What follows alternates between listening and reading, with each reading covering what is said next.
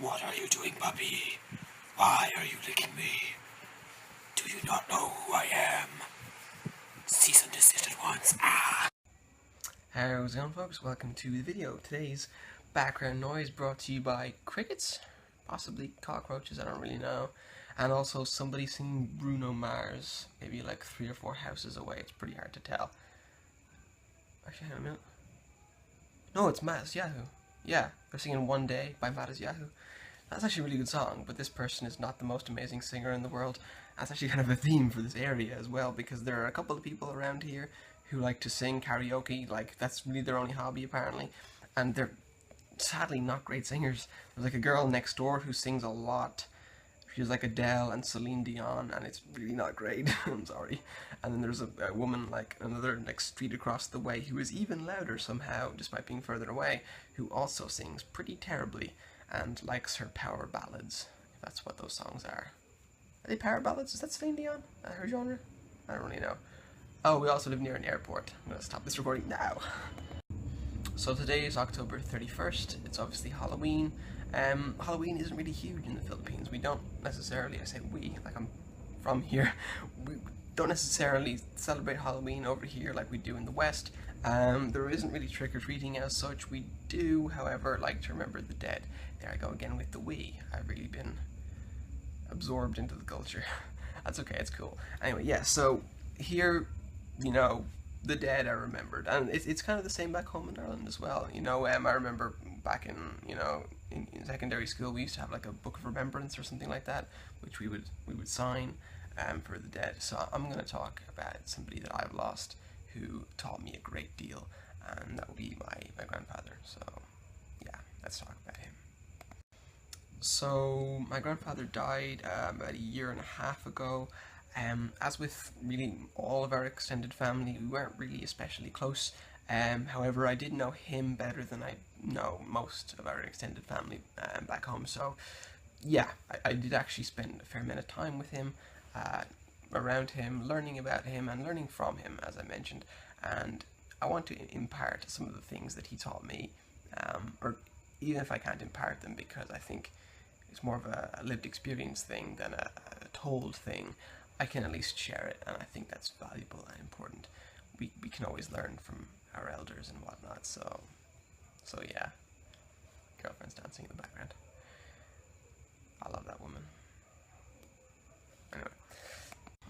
So yeah, as I mentioned, we're not really especially close with our extended family. However, with our grandparents on, you know, my dad's side of the family, we are a little bit closer, and we did see them a good bit more than we saw, you know, mum's side of the family and stuff like that.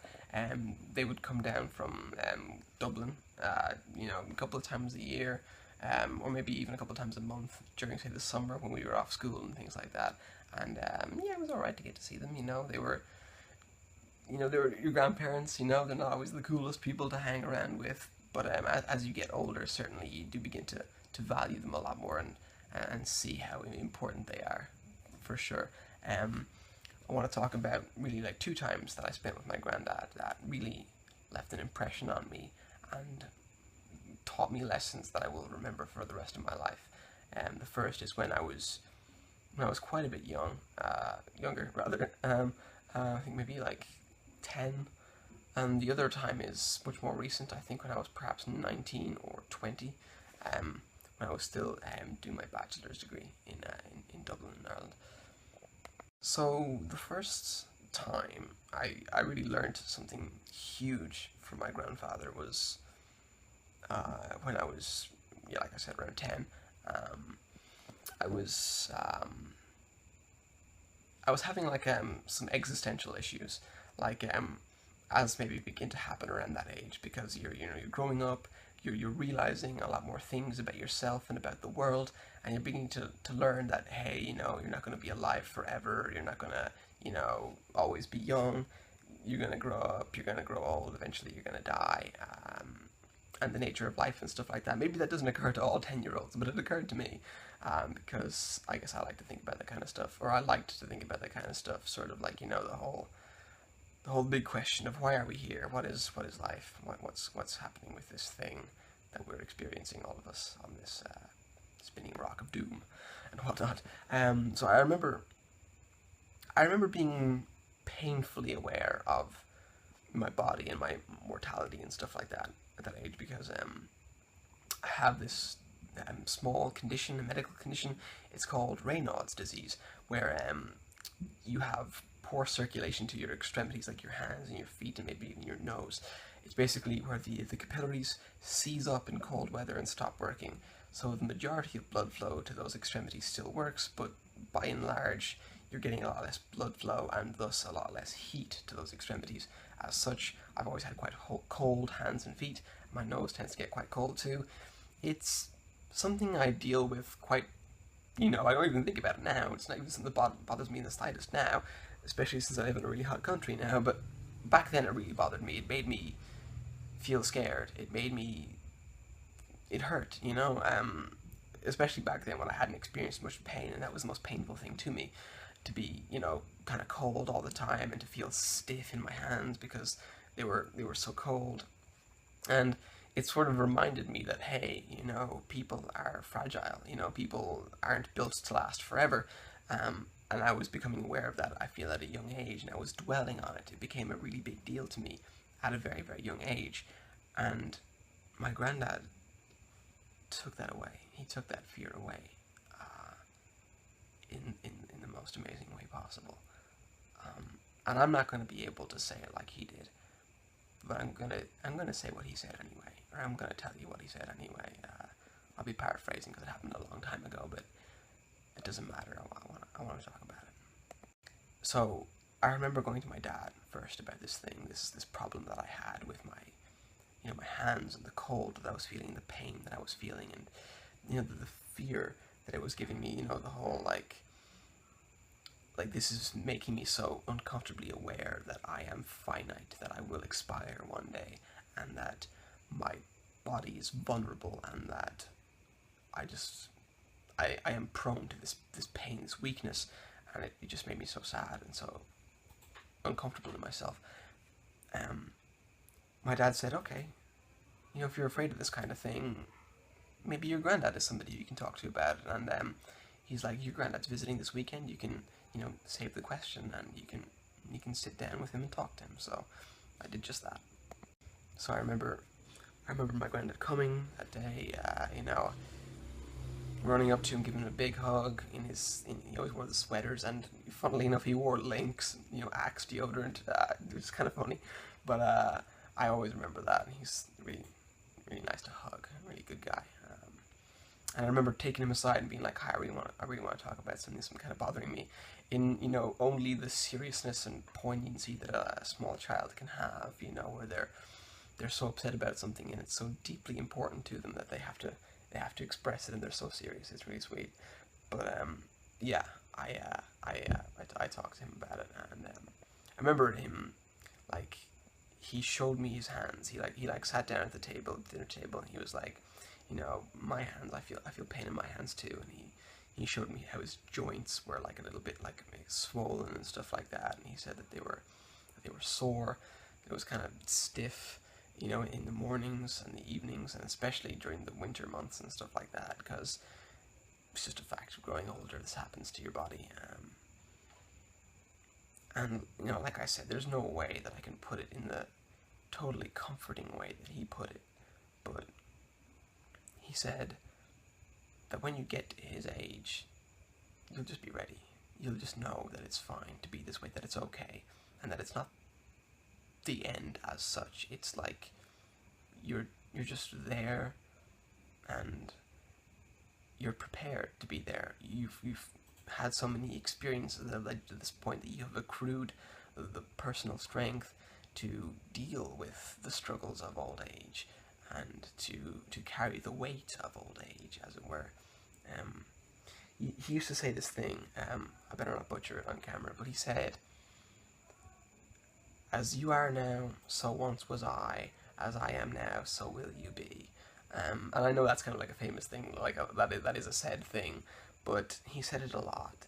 And it was never to make me uncomfortable, to remind me, hey, you're going to get old one day too, Luke, It was literally, this happens to us all, we all go through it, and it's all fine. It's all just part of life. And it just, it just took that weight off my shoulders. You know, it was just so amazing because he could do that for me. Um, really, only he could have done that, or somebody else like him could have done that for me because he's been there. He is there rather, and he sees that this time of your life that you get to, this part of your life, old age, is really not something to be scared of. It's just another step, and it's so very okay when you get there because you're ready. You have become ready. It's like when I was again that age, I remember preparing for the transition from primary school to secondary school. I grew up in a very small village in Ireland. My primary school was tiny. I had 10 classmates, including myself, in my primary school. It was a very sheltered, sort of sequestered part of Ireland, which is in and of itself a very small place, a very quiet place. So I was terrified to move into the big smoke, the big city, and to learn how to find my way around and stuff like that. It was scary to me to have to do that. But, when it happened, when I came to that point, I realized that a lot of it was just in my mind, and that a lot of it was just the fact that I'd never confronted it before, and that I was also young, and things seem so much harder when you haven't attempted them yet. It's just like the getting started part is the hardest, and you have no idea what you're capable of, or what you will become capable of as you mature, as you progress, as you grow, and that's something that will become a theme in your learning, in your life. You will realize that what you couldn't do today, you can do tomorrow, and what you can't do tomorrow, what you won't be able to do tomorrow, is something that you can achieve anyway in the future if you just stay the course, if you stick it out. And my granddad taught me that in a more grand scale of things. Somebody who's not ready to change school today is ready to grow old in the future, is ready to face those challenges and to learn, what it's like to be older, and it's pretty huge. But yeah, that's the first part anyway. So second part, as I mentioned, happened when I was a good bit older. I was trying to remember, 19, I think, 19 or 20, 19 going on 20. After my first year in college in Dublin, I was doing my bachelor's degree, and I just spent the summer training mixed martial arts for the first time, and I really got into it. I was training 10 times a week some weeks. I was doing weightlifting in the mornings, doing cardio in the mornings, and like going to the gym at night, like 3 times a week, doing jiu-jitsu and boxing and kickboxing. It was pretty amazing, and the one thing that I didn't want to do was stop, especially when I went back to college. So my first thing was to look for gyms in the area. Coach told me that, oh hey, there's a really, really good gym nearby, like 20 minutes from college, in Bray, which happens to be my grandparents' hometown, and they were like, you can go there. He was like, you can go there, you can train there. I actually know the guy, and it's a really, really good gym. So I went there, and of course I asked if I could stay with my grandparents so I could be closer to the gym, and they let me. So I stayed for a semester, just a semester with them, because in the end it didn't work out at all. Actually, my granddad, in fact, he became a bit uncomfortable with me in the house, I think. I was generally quiet, but I did stay up very late, and I burned a lot of electricity, which really irked him. He'd come down at night at 11:30 and be like, why are you still awake? Turn these lights off, you're wasting power. And I'd be like, I'm doing stuff. But that was just his particularity, and I think also he just wanted to live with his wife, and that's totally something I can understand, I guess. Even now at 23, I don't want to live with anybody other than my girlfriend. I think sharing the house with anybody else is a bit irritating, just not as comfortable. It's not as homey if you're staying with people who aren't like your immediate inner circle, I guess, for me anyway. I still learned a lot, though, from living with my grandparents. Like, when you see your older relatives in, sort of more intermittent spells, it doesn't really teach you as much about what their life is like, or what they're really, really like. And so living with them, I got a really, frank impression of how it is to be older, what it's truly like to be older, to see them, struggling to complete their daily ablutions, that is, looking after themselves, cooking, cleaning, taking their medication and stuff like that, and being aware that they are at the end of their lives, and how they really felt about that. So I remember in second year, that was that year, we had a creative writing module as one of our, part of our BA, requirements or whatever. And we had like a poetry aspect that we had to write a poem. And so I chose to write one about my my grandparents. I forget what I called it. I think it was The New Immortality or something like that. Something like really, I'm not very good at poetry. I write good stories, but not really good poetry. I don't think is my thing. But I just took a straight up phrase that my granddad said, and I repeated it in the poem, and it was like, today at dinner my granddad said he should die, and that was actually something he said, and it so shocked me. He didn't say it like, oh my god, I've got like 10 essays to write tomorrow, I wish I was dead, or god, I'm gonna be late for work, I'm so dead, my boss is gonna kill me, that kind of stuff. It was literally like, this is my time, so clearly this is, I've been on this earth for so many years. I feel like now it's time for me to move on. I feel like even beyond that, I've lived even beyond that amount of time that I had, like he had like a set amount of years to live, and he'd run overdue on those years, and that he was aware of that, and he was just like, any day now, it's my time, and I'm ready for that. And that was so stunning to me. It was so incredibly, not scary, not even sad, just I couldn't believe I was hearing it.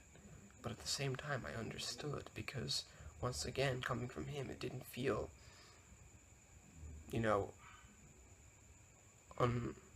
what's the word, inauthentic. It felt like he was telling the honest to goodness truth, what was actually in his heart, and what he needed to say, what he had to say. And I understood him, I guess I just understood him, so that's what I did, And it wasn't like, no, you shouldn't be thinking those things, Grandad, don't think like that, you've got lots of time left, you've got plenty of things you can still do, don't think like that. It was like, wow, And it harkens back to what I was talking about earlier, and indeed what he said earlier, because it really hammered home. If I hadn't understood it at age 10, I was finally going to understand it at age 19. What it means to grow old is something so much more simple and less daunting than we think it is. It's just something that you'll be ready for when it happens, and it doesn't have to be scary. I think it's delays because, we're not there yet. I'm not there yet. You're not there yet. But we're going to get there. And when we do, we'll be okay. Okay? That's what I want to say. We're going to be okay. Yeah. I missed his funeral. That's something else I want to talk about right now. So, at the time of year it was right up until the end of my bachelor's, the very, very end of my bachelor's, and I was working on submitting my fourth year thesis, and I just got a devastating email from my supervisor saying, hey Luke, we really need to talk about this project. It's a pretty big mess right now. I don't think you're going to pass if you submit this. And that, of course, completely shattered me and derailed my entire year. I had approximately, at that point, 2 weeks, a little over 2 weeks to fix the project, neither of which would involve any actual contact with my supervisor or even time in college, because it was holiday time, it was Easter, and yeah, I was in a really big pickle. So I met with my supervisor, we talked about it, and I came up with a plan. I was like, I'm going to do this, and this with my project, I'm going to completely deconstruct it, and he was like, okay, that might work, but I still advise you to defer or to start again. and I just couldn't do that. I couldn't face that, so I said, no, I'm not going to do that. I'm just going to work on my project. So I went home, and I did just that. I worked flat out for 2 weeks. During those 2 weeks, he died. I remember being under so much stress. Like, at that point in the year, I'd done so many assignments, so many things, and my head was completely shattered. And I was trying to, like, overhaul a 12,000 word assignment and cut everything out that didn't belong in the project and paste in stuff that I needed to do and write until the last minute. I didn't think I could do it, but I was trying flat out, and I had nothing left. And I got the news that he died, and I wasn't surprised, because I'd been visiting him in hospital, and he really looked like, he was on his last legs, and I was really sad. But at the same time, I knew that it was good in some ways, because he was done suffering. Particularly the last time I saw him, he was totally insensate. He was absolutely no longer of this world, and it was truly sad to see. But it was okay, because I knew he'd moved on and he wasn't in pain anymore. But I couldn't attend his funeral because I'd left it at a point in my college work where I couldn't defer. I couldn't ask for a resubmit date because I'd declined those options. I said that I was just going to do my work again from scratch, and that I'd be fine. And as such, I had no lifelines. I couldn't stop the work. I had to keep on going, and I couldn't take a day. I couldn't take 2 days. I couldn't do anything about it. I had to miss the funeral. And I'm sorry about that.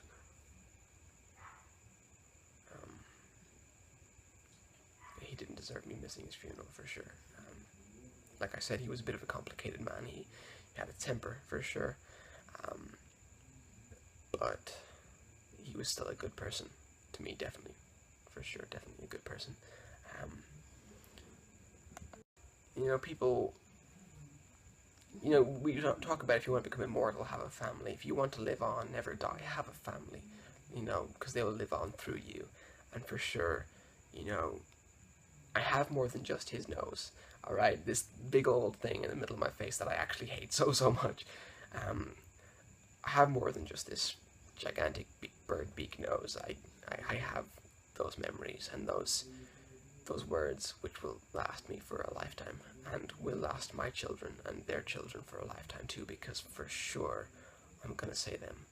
I'm going to tell them to those people, who will come along one day and probably have the same questions and thoughts that I did when they're young. So, yeah. Yeah, okay. That's the video, guys. Yeah, that's the video. So, if you have any similar stories, please feel free to share them, of course. You're always safe to do so in the comments or direct message. You can follow me on Tumblr as well if you want to. That's another place where you could write to me. And I write a fair amount there as well, which I feel is pretty good. But yeah, like I said, that's the end of the video. So, as always, take care.